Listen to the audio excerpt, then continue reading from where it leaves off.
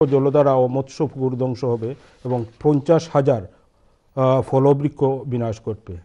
7 নম্বর, প্রায় 30 লক্ষ মানুষ নিরাপদ পানিতে তাদের অবগতমা হারাবে, নিরাপদ পানির সুবিধা হারাবে। 8 নম্বর, 50,000 আদিবাসী 5 বছরের জন্য তাদের বসত বাড়ি থেকে উচ্ছেদ হবে। তো এখানে আমাদের 8টি সর্বনাশা ক্ষতির কথা আমরা চিহ্নিত করেছি। তো আপনি যেটা বলছেন এটা কিন্তু ফুলবাড়িয়া কয়লা খনিতে যখনই কয়লা উন্মুক্ত পদ্ধতিতে উত্তোলনের প্রক্রিয়া ওই বিগত সরকার শুরু করেছিলেন, তখনই কিন্তু বিভিন্ন এক্সপার্টিজরা এই সমস্যাগুলোর কথা বলেছেন। তো আজকে আমাদের এখানে আপনার এখানে আসার বা কালকে আমরা যে একটা মানববন্ধন করব, সেটার উদ্দেশ্যই হচ্ছে যে এই যে 8টা সমস্যা শুধু যে বাংলাদেশের জনগণ না, সেটা জাতিসংঘ। মানববন্ধন আমরা করব আমাদের জায়গাটুকু হচ্ছে এশিয়া এনার্জি, তারা নাম পরিবর্তন করে এখন জিসিএম হয়েছে। তারা কালকে এখানে তাদের এজিএম করবে, তাদের বার্ষিক সভা করবে। তো আমরা এখানে প্রতিবাদ করব সাউথ লন্ডনে, আমরা অ্যাড্রেসটা পরে বলবো। এবং এটা নিয়ে শুধু যে বাংলাদেশের তেল গ্যাস বিদ্যুৎ বন্দর রক্ষা কমিটি আন্দোলন করছে সেটা নয়, আমাদের সাথে আরও বিভিন্ন মানবিক সংগঠন যেগুলো মানে এদেশের বিভিন্ন সংগঠন তারাও জড়িত হয়েছেন এবং তারাও ইভেন জাতিসংঘ পর্যন্ত আমরা এই সমস্যাগুলোর কথা আমরা লিখিতভাবে তাদেরকে। Thank you. আমি আসছি আপনার কাছে আহ্বায়ক ডক্টর মুখলেস ভাই। আমি যে 2টি প্রশ্ন ওনাদেরকে করেছি এবং আপনাকে যেটি করতে চাই এটি মানে ওনাদের সাথে কোনো রিলেশন না, বাট আমি কোনো উত্তর পাইনি ইসহাক ভাইয়ের কাছ থেকে। যেটি 2006 সালে যে ঘটনা ঘটেছে জামাত জোট সরকারের আমলে, বর্তমান সরকারের অবস্থানটা কি, এখন কেন আপনারা আন্দোলন করবেন? কথাটা হলো ফুলবাড়ি কোলফিল্ড, বড় কোলফিল্ড বাংলাদেশের মধ্যে, এটা নিয়ার আর দ্য সারফেস এবং তাও প্রায় 1000 ফিট নিচে। এবং 2006 সালে যে ঘটনা ঘটে এবং ইসা কাজল ভাই আপনাকে ডিটেল বলছেন, সেখানে যে চুক্তিটা হয় সেই ভিত্তিতে ওখানে একটা সবার মধ্যে আন্ডারস্ট্যান্ডিং ছাড়া উপযুক্ত প্ল্যান পরিকল্পনা সব কিছু করা হবে না। এবং সেখানে আমাদের বর্তমান প্রাইম মিনিস্টার সে তাদের সাথে একত্রতা ঘোষণা করছে এবং তারপরেও সে বলছে যে আমরা ওটা আপাতত কিছু করবো না, ওটা ভবিষ্যতের জন্য দেখা যাবে, ওই একটা বক্তব্য দিয়েছেন। এবং এই প্রেজেন্ট গভর্নমেন্ট সরকার বলতেছে আমরা উত্তোলন করব না আপাতত, কিন্তু তার বিভিন্ন কমিটি মিনিস্টাররা তারা আবার ওপেন ফিল্ডের জন্য লেগে গেছেন কোম্পানির পক্ষে কাজ করার জন্য। এবং আপনি এটা হয়তো জানেন যে ফুলবাড়িতে যে পুলিশ অফিসার এবং যারা আইন শৃঙ্খলা বাহিনী, সেখানে আমাদের হোম ডিপার্টমেন্টস থেকে তাদের চিঠিতে জানানো হয়েছে এই যে কোল কোম্পানি, এই গ্লোবাল কোল ম্যানেজমেন্ট কোম্পানি, তাকে প্রোটেকশন দেওয়ার জন্য তারা ওখানে ফিজিবিলিটি এবং আরও অ্যাসেসমেন্ট করবে যাতে কোনো তাদের অসুবিধা না হয়। এটা কবেকার কথা? এটা রিসেন্টলি সেদিনের কথা। আচ্ছা, এটা নিয়ে কথা নতুন ধরেন আমি বলতেছি 1 মাসের কথা হবে ম্যাক্সিমাম। তাহলে আপনারা 2006 এর যে ঘটনা ঘটছে এটা বুঝে যান। এখন বুঝলা আপনারা বর্তমান সরকারের যে কার্যক্রম সেটার কথা বলেন। বর্তমান স্বরাষ্ট্রমন্ত্রী যদি পারমিশন দিয়ে থাকেন তাহলে সরকার সেটি পারমিশন ইতিমধ্যে দিয়ে দিয়েছে, এখানে আপনাদেরকে স্ট্রিক্ট করতে হবে। এবং বর্তমান সরকার আপনারা যেখানে বলছেন জামাত জোট সরকার 2006 করেছে, সেই একই দ্বারায় চুক্তি করেছে বর্তমান সরকার, সেটা আমরা বিশ্বাস করি। কিন্তু আপনাদের শ্রোতাদের বলার জন্য এটুকু আমি বলতে পারি, আমার কাছে একটা নিউজ আসছে, সেটা হলো সরকারের যারা পলিটিক্যাল উপরের লেভেলের লিডার্স তারা একটু নমনীয়তা প্রকাশ করেছেন। তার মানে পয়সা খেয়ে ফেলাইছে এশিয়া এনার্জির কাছ থেকে। এবং আপনাকে একটু বলা দরকার, এই এশিয়া এনার্জি এরা জীবনে কোনদিন কোল মাইনিং করেনি, জীবনে কোনদিন কোল মাইনিং করেনি। আচ্ছা আচ্ছা। এবং এটা পরে নাম চেঞ্জ করে গ্লোবাল কোল ম্যানেজমেন্ট কর্পোরেশন করছে এবং এর 60% own by American company. 60% owned by American company? Yes, American interest. Okay. এবং আমেরিকার এর আগের যে হাই কমিশনার ছিলেন, মানে ওদের অ্যাম্বাসেডার, সেটার পক্ষে ওপেনলি বলছে এটা করতে দেওয়া উচিত। এবং তারপর সে বলছে হ্যাঁ এইটা নিয়ে আমেরিকায় যথেষ্ট প্রতিরোধ রয়ে গেছে, সেটাও সে ওপেনলি বলে গেছে। এবং এই গভর্নমেন্ট কে আমেরিকান গভর্নমেন্ট ডাইরেক্টলি প্রেসারাইজ করছে, সেটা অ্যাম্বাসেডারের কথায় একদম ক্লিয়ার এটা করছে। এখন ঘটনা যেটা হলো যে হ্যাঁ বাংলাদেশ ডেভেলপিং কান্ট্রি এবং সেখানে আমাদের এনার্জির দরকার প্রচুর এবং আমাদের দেশে এনার্জির সোর্স হল দুটাই, গ্যাস আর কোল। যেটা কোলটা মোটামুটি আনট্যাপ, যদিও আমাদের বড় প্রক্রিয়া এখনো প্রায় 10 লাখ টন করে বছরে তৈরি হয়, উঠায় ওই ট্রেডিশনাল পদ্ধতিতে, কিন্তু আমাদের দরকার আছে। কিন্তু আমরা যেটা বলি যে কোল কিভাবে তৈরি করতে হবে তার জন্য একটা কমিটি থাকবে এবং সেখানে এক্সপার্ট থাকবে, তারা ওখানে সিদ্ধান্ত নেবে যাতে ওখানের জনগণের ক্ষতি না হয়, এনভায়রনমেন্টের ক্ষতি না হয়, সেই ভিত্তিতে উঠানো হবে। কোল শুধু ওপেন মাইন্ড করে উঠানো যায় না। ওপেন মাইন্ড করে বিরাট গর্ত করে 1000 ফিট গর্ত করে যাওয়া লাগবে কোল উঠে দিতে, আর একটা টানেল করে যাওয়া যায়।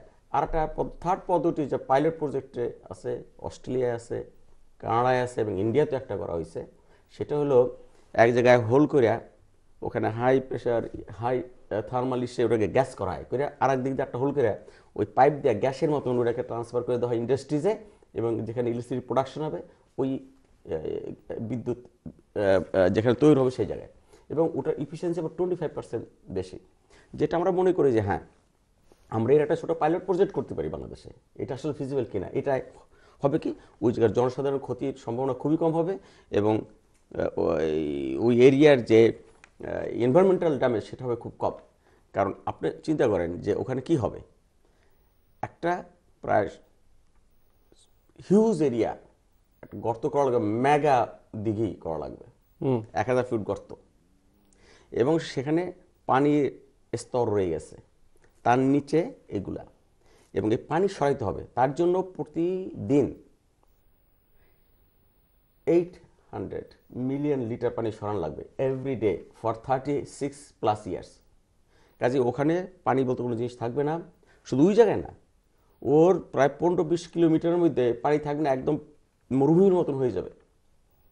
1 নাম্বার। 2 নাম্বার হলো যে ওখানে যেটা হবে সেটা হলো ওর যদি উঠাইতে হয়, যদি 1 টন কল উঠাইতে হয় আরো 25 টন বর্জ্য তৈরি হয়। সেই 1 টন যদি ওরা 1 মিলিয়ন টন কোল উঠায় তাহলে 25 মিলিয়ন টন হবে ওই বর্জ্য, যেটা হলো ওয়েস্ট, সেটাকে এখানে স্টাক করা লাগবে। সে বর্জ্যগুলো কিসের? কোলের, এগুলো সব খনিজ সম্পদের অন্য যে অনেক কেমিক্যালস থাকে সেগুলো ভেরি টক্সিক কেমিক্যালস, আর্সেনিক থেকে আরম্ভ করে সবই আছে। সেটা পানির মধ্যে যাবে, তাতে ওখানে সব জায়গায় ফিশারিজ থেকে আরম্ভ করে খাওয়ার পানি থেকে আরম্ভ করে সব জায়গায় যাবে, ড্রাই হয়ে যাবে, যে টিউবওয়েলে পানি পাবে না। অলরেডি ওই জায়গায় 8টা ডিস্ট্রিক্টে পানি 3 মাস পানি পাওয়া যায় না সামরার সময়, এবং এইটা হলে পরে আরো পানি পাওয়া যাবে না। 1 নাম্বার। তার মানে কাজ চলতেছে না, ওখানে ওপেন ফিল্ড ট্যাঙ্ক ফুলবাড়ি এখনো এভাবে চলতেছে না, পাশে বড় পুকুরি আছে সেখানে চলতেছে। সেটা কিন্তু কাজ যদি চলে তাহলে তো ওইখানে আপনি বলছেন যে অলরেডি পানি পাওয়া যাচ্ছে না।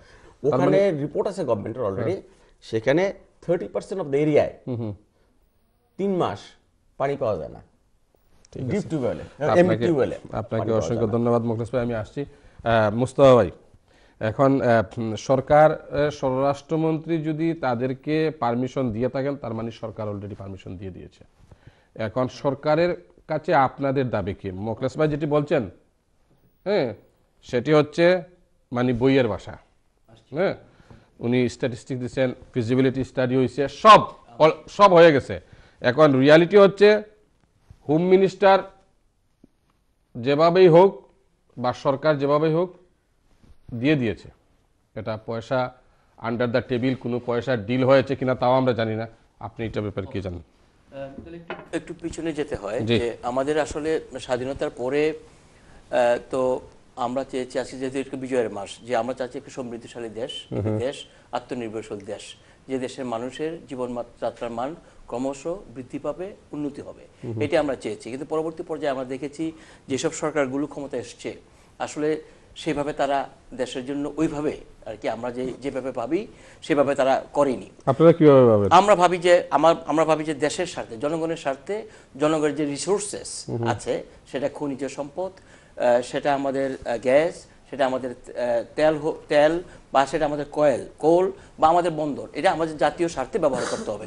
কিন্তু আমাদের দেশের যে সরকারগুলো এ পর্যন্ত এসছে তারা বিশ্ব ব্যাংক, IMF এবং অন্যান্য দাতা সংস্থা বা মাল্টিন্যাশনাল কোম্পানিগুলো তাদের সাথে চুক্তি করেছে বা ডিল করেছে, যার ফলে ওই স্বার্থটা রক্ষা হয়নি। যার ফলে 1980 সাল থেকে যে তেল গ্যাস জাতীয় সম্পদ, খনিজ সম্পদ রক্ষা কমিটি, যারা বিভিন্ন পেশাজীবী সংগঠন, বুদ্ধিজীবী, শিল্পী, সাহিত্যিক, রাজনৈতিক কর্মীরা সমবেত হয়েছে যে আমাদের দেশের সম্পদ আমাদের দেশের মানুষের কল্যাণে ব্যবহার করতে হবে।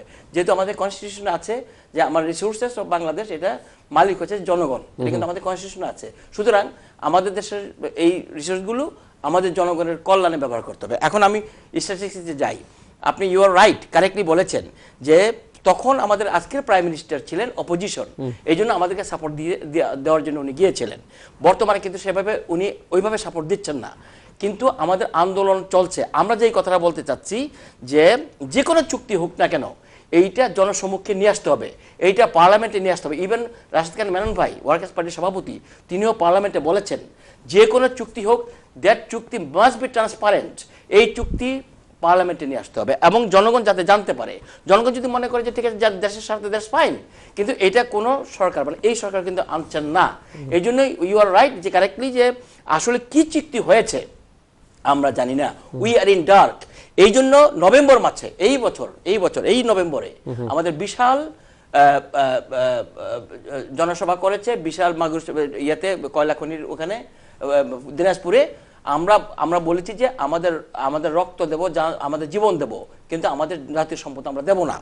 এখন ইউর রাইট যে এই সরকার, কিন্তু এই সরকার যেটা কনভেনর বলেছেন যে নমনীয় মানে উনি যে কথাটা বলতে চাচ্ছেন, যেহেতু আন্দোলনের মুখে আমরা বলেছি যে আমরা আমরা আন্দোলন চালিয়ে যাব, জনগণকে নিয়ে আন্দোলন চালিয়ে যাব, এটা কেউ বিক্রি করতে পারবে না। এই জন্য এই সরকার আসলে কিছুটা পিছু পা হয়েছে বা নমনীয়। কিন্তু জিসিএম যে এখানকার যে জিসিএম গ্লোবাল কোল ম্যানেজমেন্ট, তারা আগামীকাল এখানে ইন দ্য নেম অফ আমাদের কোল তারা এখানে এজিএম করতেছে। তারা এখন অলরেডি শেয়ার বিক্রি করা শুরু করেছে। যেহেতু অফিসিয়ালি তাদের কোনো চুক্তি বাংলাদেশ সরকার এখন তারা দেখাতে পারছে না। তারা দেখাতে পারছে এই জিসিএম না দেখালে তারা শেয়ার বিক্রি করে কিভাবে? এইটাতে চ্যালেঞ্জ করছি আমরা কালকে। There is no contract till today, কোনো কন্ট্রাক্ট এখনো হয়নি অফিশিয়ালি। বাংলাদেশ সরকার কি বলছে? না, সরকার এখানে দে আর সাইলেন্ট, যারা সাইলেন্টে আছে তারা কিছু বলছে না অফিশিয়ালি, তারা বলে না। মুস্তাফা ভাই, নীরবতার মানে কোনো কি নাই। আপনাকে এশিয়া এনার্জি এবং ব্রিটেনে তাদের অফিস এবং তারা সরকারের কাছ থেকে যদি কোনো ধরনের আশ্বাস না পায়, তাহলে কি তারা উইদাউট এনি কন্ট্রাক্ট? গত বছর তাহলে আমি বলি গত বছর ওদের যখন এজিএম চলছিল তখন আমি ভিতরে গিয়েছিলাম। আমরা টেকনিক্যালি একটি শেয়ার কিনেছিলাম, একটি শেয়ার কিনে ওখানে আমরা চ্যালেঞ্জ করেছিলাম যে তোমরা ডকুমেন্টস দেখাও। যে তখন তারা বলেছে তাদের সাথে নেগোসিয়েশন চলছে। তো আমরা বলছি যে নেগোসিয়েশন চলছে, এই নাম দিয়ে তোমরা শেয়ার বিক্রি করছো, এটা তো ফ্রড, তাই না? এটা তো জনগণকে তোমরা মানে এখানকার জনগণকে তোমরা তো ধোঁকা দিচ্ছ। তখন তারা মানে তাড়াহুড়ি করে মানে তাদের এজিএম বন্ধ করে চলে যায়। আমরা আগামীকাল আমাদের 8 জন প্রতিনিধি যাচ্ছে ভিতরে চ্যালেঞ্জ করার জন্য, কারণ অফিসিয়ালি কোনো ডকুমেন্ট তারা দেখাতে পারবে না এখনো না। আচ্ছা, এখনো না। কিন্তু আমরা যেটা বলতে চাই যে ফাইনালি ওই আমাদের অন্যান্য মেম্বাররা কিন্তু আসলে বলে যায়নি যে আমাদের কি রিসোর্সেস সেখানে আছে। 500 মানে 72 মিলিয়ন টন কয়লা আছে আমাদের মজুদ, হিউজ। আমরা কোন কথাটা বলতে চাচ্ছি যে ওকে মুস্তাফা ভাই, আমি আসছি, আমরা যেতে হবে একটা ছোট্ট একটা বিজ্ঞাপন বিরতিতে। প্রিয় দর্শক, আমরা যাচ্ছি ছোট্ট একটি বিজ্ঞাপন বিরতি, এবং বিজ্ঞাপন বিরতির পর এসে আমরা মুস্তাফা ভাইয়ের কাছ থেকে জানবো 72 মিলিয়ন 572 মিলিয়ন টন কয়লা রয়েছে আমাদের মজুদ, এবং সেখানে বোধহয় এই যে এশিয়া এনার্জি যেটি জিসিএম এর গ্লোবাল কোল ম্যানেজমেন্ট এবং বাংলাদেশের আজকের যিনি স্বরাষ্ট্রমন্ত্রী দায়িত্বে রয়েছেন, তিনি হয়তো পারমিশন যদি দিয়ে থাকেন তাহলে কার দৃষ্টি কোন দিকে পড়ছে আমরা তো জানি না। আমরা আসছি বিজ্ঞাপন বিরতির পর, এবং বিজ্ঞাপন বিরতির পর এসে আমরা বিস্তারিত আলাপ করব। আমাদের সঙ্গে থাকুন। Thank you.